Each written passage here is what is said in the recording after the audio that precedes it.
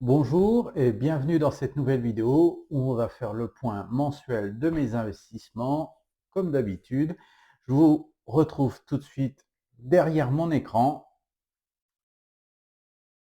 Voilà, donc le point mensuel dans un premier temps, donc à l'heure actuelle sur un mois, c'est le CAC 40 qui surperforme le S&P 500 et le TF Monde avec près de voilà 3,5-4% de différence et pas loin de plus de 5% pour l'ETF Monde. Belle remontée du CAC 40 de toute façon depuis le début de l'année, hein. On voit très bien que ça marche très bien pour eux. Le S&P est plus, voilà, il est attentiste. Et ils essayent de voir ce que la politique de Trump fait, je pense par défaut. Et on va voir depuis le début de l'année, donc à l'heure actuelle, le CAC, depuis le mois de janvier, a pris 10%, pour ainsi dire, hein, 9,5. Le S&P 500 a pris que 1,24 et l'ETF Monde, bon, il est à zéro, hein, clairement. Donc on voit un peu la dynamique des portefeuilles potentiels où aux États-Unis, on va dire, on voit un peu que Trump joue avec les nerfs de tout le monde, avec ses taxes, un coup je mets, un coup je mets pas. Donc je pense que par défaut, ça ne va pas faire trop bien la politique, on va dire, boursière. Et bon, le CAC 40, c'est un gros rattrapage suite à la baisse de l'année dernière, donc qui va stagner à l'heure actuelle, je pense, qui ira pas plus loin à l'heure actuelle. Donc voilà pour le point mensuel. Donc le point sur le portefeuille, comme d'habitude, portefeuille géré en DCA. Le rendement total, il est à 16,32. Légère évolution. Je crois que j'étais à 16,2. Je crois que j'ai pas vérifié le mois dernier. On est toujours sur une plus-value latente de 2407 euros. Pas reçu d'autres dividendes à l'heure actuelle et j'ai pas vendu d'autres actions. Donc voilà, très bien. Bon, pour l'instant, ça tient le coup. Alors, la répartition se creuse un peu. Le portefeuille ETF, voilà, performe moins, vu que bon, c'est États-Unis, ça performe beaucoup moins. Et le portefeuille dividende, c'est celui qui prend le plus à l'heure actuelle. Donc, il gagne un peu, ce qui fait que dans mon DCA, la décision est tout simplement de renforcer pour équilibrer à 50-50, hein, c'est l'objectif de mon portefeuille, 50% ETF, 50% actions à dividendes. Donc voilà la répartition de mon DCA. La première question que je me pose, elle est ici, hein. Juste en visualisant le petit camembert, est-ce que ma proportion est bonne? Et ça me donne la direction de mon DCA du mois. Ensuite, la répartition géographique, ça bouge pas beaucoup, hein, un peu trop surexposé côté Europe à cause des actions à dividendes et j'ai un ETF aussi qui est un ou deux ETF côté portefeuille qui prend un peu de marge côté Europe. Euh, les matières premières, c'est un ETF sur l'or, hein, donc voilà, le but c'est d'arriver à 10%, donc il y aura forcément des achats mensuels sur les mois à venir sur mon ETF or, histoire de, on va dire, de modérer le, la hausse ou la baisse, un peu lisser les vagues hausses et les vagues de baisse du portefeuille pour qu'il soit un peu plus stable. Et la répartition sectorielle, donc bon, rien trop à redire, hein, diversifié dans beaucoup de secteurs. La répartition, voilà, elle est à peu près équilibrée entre la technologie et les valeurs on va dire, de sécurisation comme la santé, hein, c'est des valeurs qui sont sécuritaires. La consommation cyclique aussi, l'industrie, voilà, la consommation de base, la communication, l'énergie, voilà. Donc on voit que bon, côté répartition de sectoriel, j'ai pas un secteur à 30 ou 40%, donc c'est surtout ça. Voilà, 20, 25, au-delà de 25%, voilà. Pour moi, ça me pose un peu de problème, 25%. Donc là, on est très bien, je suis très bien réparti, je peux réinvestir un peu dans tous les secteurs. Ça me pose pas de problème. j'ai pas atteint, on va dire, les 25. Et techniquement, si je voulais renforcer dans le secteur de la technologie, ça ne me poserait pas de problème. J'ai pas atteint encore la limite des 25% sur un seul secteur. Le but, c'est d'équilibrer à peu près les secteurs et prendre les secteurs qui sont plus dynamiques comme de la tech et puis ceux qui sont plus sécuritaires comme le secteur de la santé et faire un équilibre sur la proportion de chacun pour avoir à peu près, pour éviter les grosses gamelles en cas de chute du marché ou voilà. C'est un peu ça que j'ai voulu faire. C'est pour ça que j'ai autant de secteurs parce que je sais qu'il y en a qui en ont beaucoup moins. Il y en a qui ont 4-5 secteurs et ça leur suffit. Moi, je suis pour ainsi dire investi dans tous les secteurs, donc c'est très bien. Donc, les investissements du mois, tableau de suivi, c'est ça? Non, c'est pas ça. C'est tac, tac, tac, tac, tac, tac, tac, tac, transactions. Voilà. Donc, les investissements du mois de février, ça a été de renforcer mon ETF S&P 500 en dollars. Je voulais me renforcer sur la monnaie dollar. Donc voilà, hein, j'ai remis à peu près 200 € dessus. J'ai renforcé mon ETF or aussi. C'est 200, voilà, à peu près, hein, c'est 200 € à chaque fois, mais c'est sur des actions cotées en dollars. Et j'ai renforcé, logiquement, ça aurait pas dû, hein, c'est des opportunités que j'ai vues sur BIC et Téléperformance de renforcer suite à une valorisation qui était en dessous de mon PRU. Et dont on va dire les résultats vont très bien parce qu'ils continuent à payer des dividendes vu que c'est la priorité 1 du portefeuille à dividendes. Et derrière, même Téléperformance va augmenter son dividende de c'était 3,85 à 4,20 € ou 4,30 € logiquement pour, on va dire, bon, vont soumettre 4,20 € de dividendes pour cette année. Faudra que ça soit validé lors de leur réunion. Donc, portefeuille à dividendes, je l'avais mis à jour, c'était ça, hein, oui, Téléperformance, il y a 4,20, c'est ça, au lieu de 3,85 auparavant.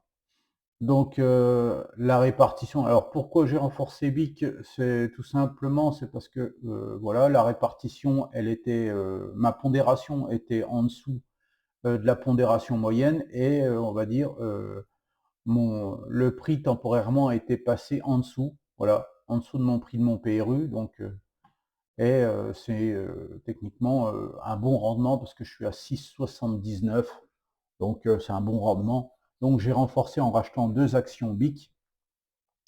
Et Téléperformance, j'ai acheté suite, on va dire, moi les résultats ils sont conformes à mes attentes à moi, mais ils n'étaient pas conformes aux attentes du marché. Il y avait une chute, on va dire, c'était le 28, c'était hier. C'est quand j'ai acheté ouais, ouais, c'est ça, le 28. Il y a eu une chute de 11%, je l'ai acheté pendant la chute de 11%, j'en ai racheté une, parce que bon, ils continuent à augmenter leurs dividendes, leur chiffre d'affaires et leurs rendements sont équivalents à l'année dernière, ils veulent continuer à investir dans l'IA, donc moi je trouve que ça c'est très bien, ça me convient directement. Le but c'est de faire augmenter, on va dire, les sociétés, on va dire, qui arrivent à avoir voilà, des résultats solides, même pendant que, on va dire, ils sont un peu décriés par rapport à la bourse, hein, parce qu'ils n'avaient pas investi assez tôt dans les IA. Moi, je trouve que faut jamais se jeter directement sur les premières technologies. Je pense que c'est une stratégie de Téléperformance à laisser les gens se battre en premier avant de commencer à intégrer l'IA dans une entreprise. On voit bien avec Nvidia et DeepSeek, hein, son rival chinois, où en fait ils ont réussi à investir 10 fois moins dans l'IA et avoir le même résultat. Donc c'est très bien à l'heure actuelle. Vous voyez que Téléperformance, il a terminé à -7. Moi j'ai renforcé à -11. Donc voilà, j'ai 7,94 en pondération par rapport à mon portefeuille, pardon. Donc voilà, je suis un peu surpondéré sur Téléperformance, mais ça va se régler dans les mois qui suivent parce que bon, J'ai renforcé BIC, ça a fait augmenter sa pondération. J'en ai encore quelques-uns comme ça où je peux agir, hein. Je peux agir aussi encore sur Michelin. La pondération elle est en dessous de la moyenne. Je peux investir un peu aussi sur Sanofi, mais elle est un peu trop chère pour moi à l'heure actuelle.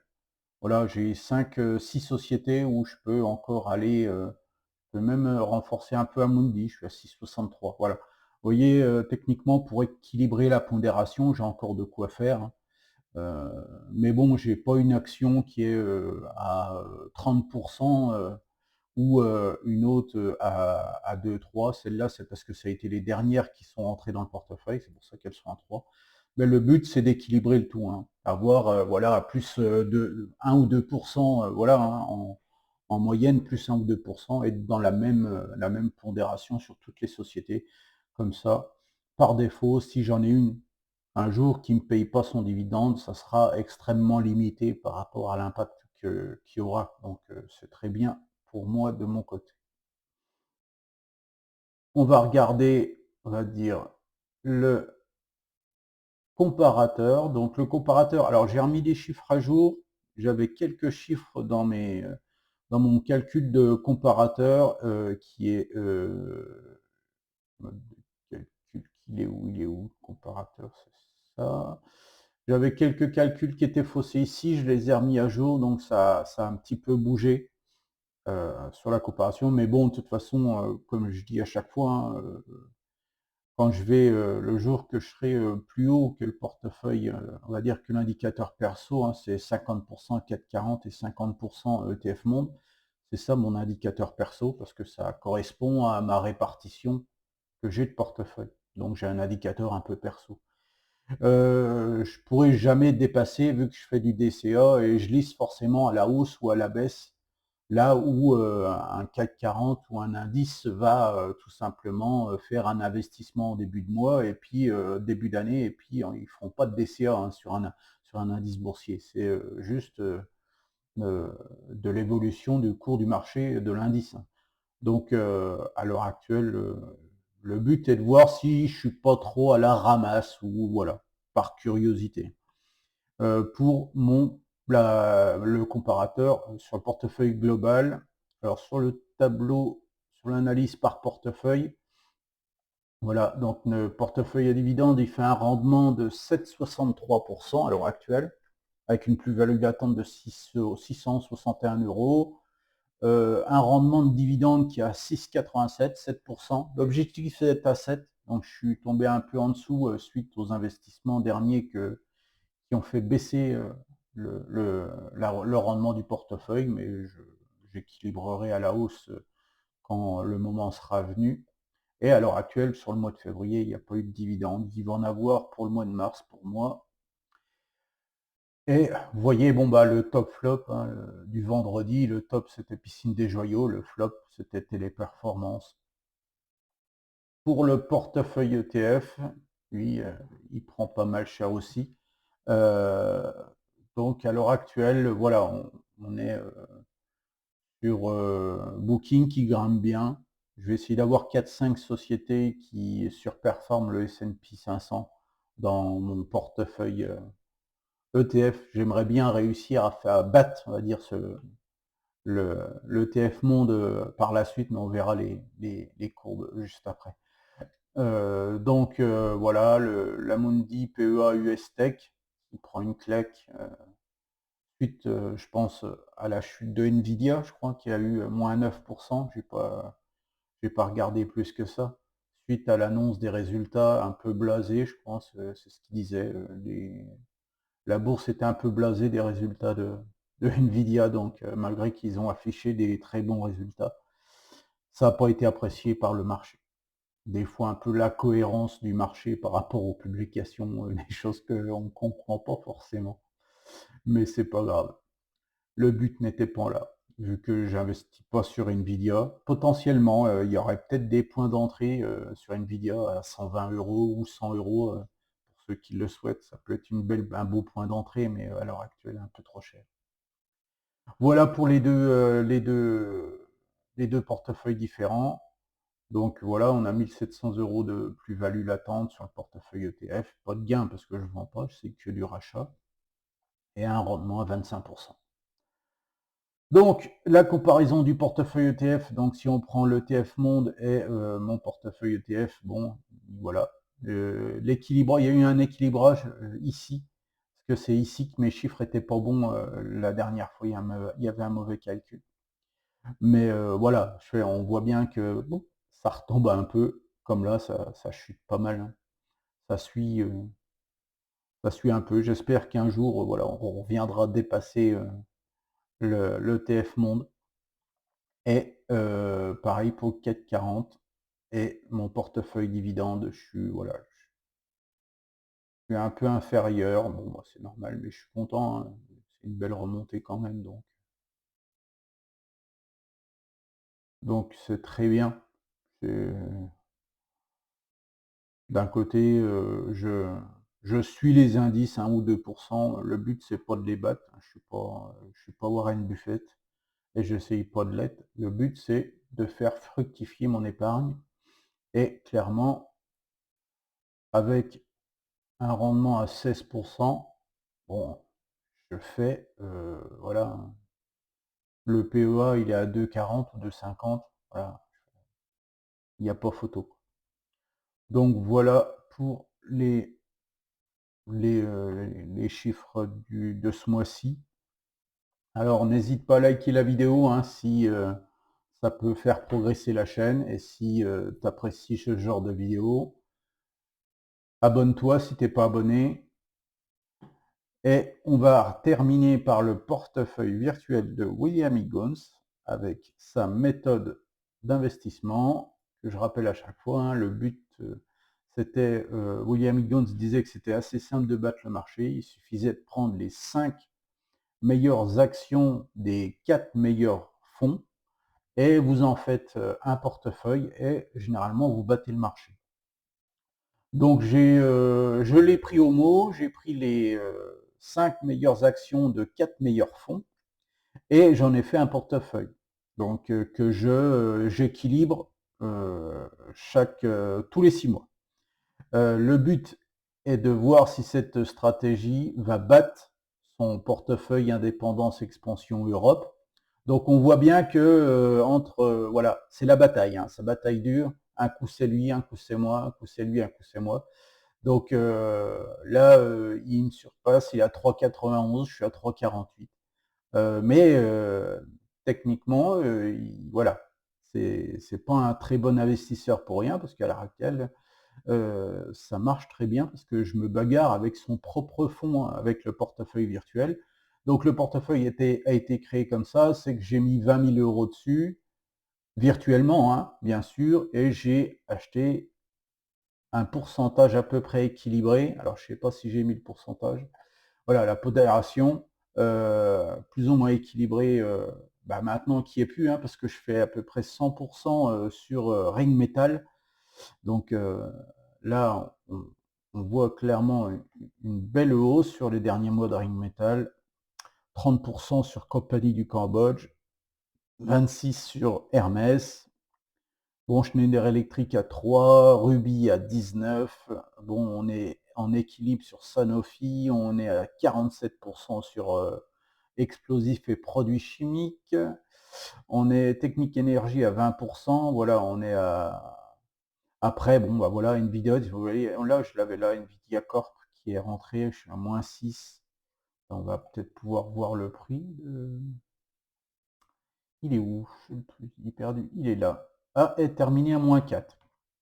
Donc ça va, il avait commencé la chute à moins 8 à l'ouverture de la bourse. Il termine à moins 4. Donc voilà, on a un prix à l'heure actuelle de 117 €. Je pense que c'est ça parce que je les ai convertis en euros directement là. Tac, tac, tac, tac. Non, donc ça doit être en dollars. Il faudrait que je vérifie si c'est du dollar ou de l'euro que j'ai mis là. Mais non, c'est de l'euro parce que c'est des portefeuilles. Je dis des conneries en fait. C'est forcément de l'euro. Parce que ça doit être sur le marché allemand, je pense. Tac, tac, tac, extra, c'est ça. Donc voilà, donc à l'heure actuelle, bon, on va voir dans les mois à venir si on arrivera à battre, on va dire à plat de couture le portefeuille, on va dire le portefeuille indice expansion Europe. Ça sera intéressant à voir. Voilà, voilà pour cette vidéo. On revient. Voilà, j'espère que tu as apprécié. N'hésite pas à mettre des commentaires si tu en as sur des stratégies, sur ce que tu aurais fait, ta stratégie à toi. Est-ce qu'elle est différente? Pourquoi? Voilà. Si tu le souhaites, n'hésite pas. Je serais ravi de la connaître et d'y répondre. Et voilà, je te souhaite un excellent week-end ou une bonne semaine, suivant à l'heure que tu vas regarder la vidéo. Et à ciao dans une prochaine vidéo.